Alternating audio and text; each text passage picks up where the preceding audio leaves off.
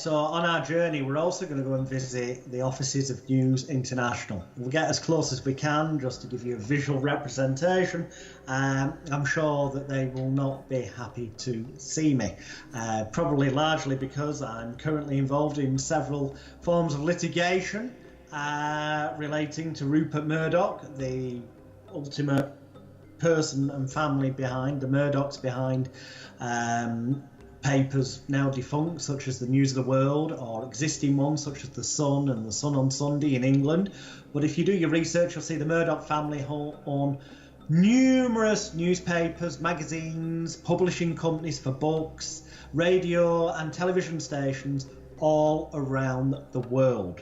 They're in a very, very powerful position to brainwash and condition the public and feed them ultimately what is propaganda, lies or distortions of the truth, to make people come to believe things that aren't real. As has been shown in recent years, and something that I talk about on my website, circusofthemind.net, recently in England, but it did get worldwide coverage, one of the former News of the World undercover journalists, Mazza Mahmood, aka the Fake Sheikh, was jailed for conspiracy to pervert the course of justice. It was proved that he lied in British pop singer Talisa's trial and basically set up a fabricated story to try and make it look as though she was offering to supply drugs, which was proven finally in court wasn't the case.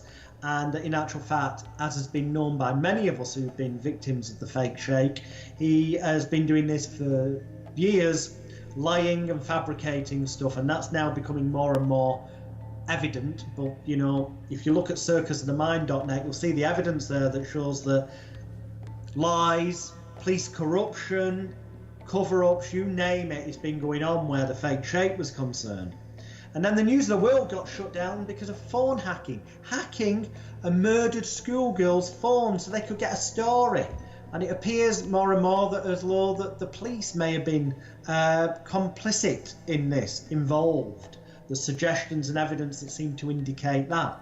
There's certainly evidence out there, and there's links to it on circusofthemind.net, that phone hacking and blagging information illegally about people, spoofing stories, as they call it, which basically means making it up. There's very little, if any, truth in it. It's just made up and makes people look bad. Outright lying, the layman might call it, is happening on a wider basis, not just in News International's publications, but in many other media institutions as well.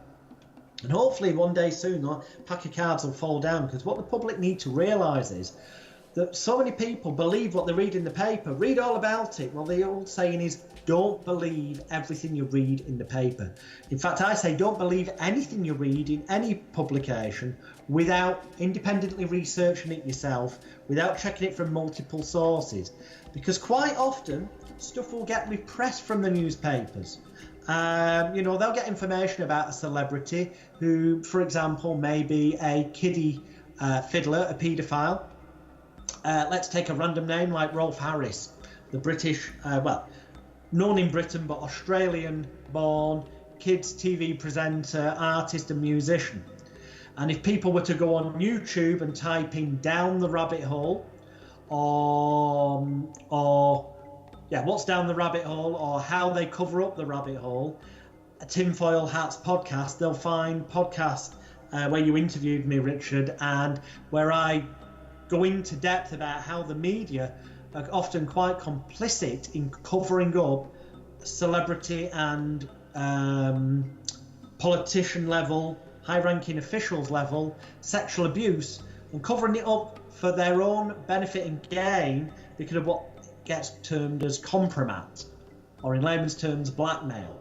Now, I talk about this in the interviews that we did some time back that people can find on YouTube by searching "what's down the rabbit hole" or what they're covering up, or how they cover up the rabbit hole. If they search Tinfoil Podcasts, Jonathan Royle, they will find the interviews with your good self, Richard, where I mention and give illustration of how the media quite often cover up, as they did with, I believe Murdoch Empire did with Rolf Harris, for their own gain. This happens with MPs as well.